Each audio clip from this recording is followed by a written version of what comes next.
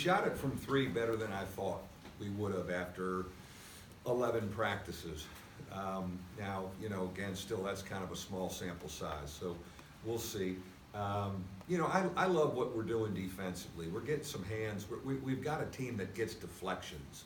When you add Bonzi, who's always been a guy who gets deflections with that wingspan, and then you have Rex and TJ out there who are all over the place defensively and cover a lot of ground. We're getting some hands-on stuff, and I think I mentioned it a couple weeks ago or a week ago when we talked, that you may be able to get some turnovers and some easy buckets off turnovers, which is a little new for us. The veteran group that has been starting in the white shirts and will start tomorrow night, they really know how to play. They know our system. I've been really happy with how they played on both ends and how they communicate.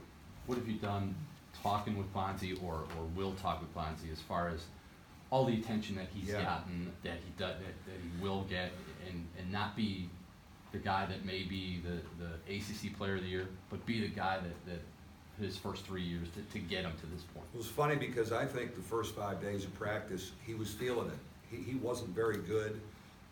He may have shot 30% from the floor the first 5 days of practice. What was great, and I reminded him and the team, is he did other things, but he was frustrated because he couldn't buy a bucket. Now, since then, and I told him, can you smile a little bit? Can you enjoy this journey? I said, you've always been the underdog. And for the first time, you're not the underdog. You're a Player of the Year candidate. You're talked about. But you still got to play like that. You got to get into that frame of mind. I think the last week, he's been in a great rhythm and enjoying it a little bit more. But I think that's a process. He and I spending time together, because there's going to be times when he's feeling the weight of the world. There's going to be times when he's going to be double teamed for 30 minutes.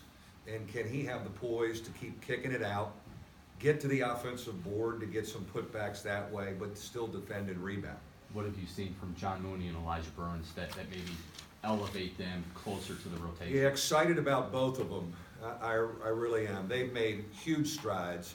Right now I'd say Elijah Burns is our sixth man with what he's given us after 10, 11 practices. But then yesterday Johnny was fabulous.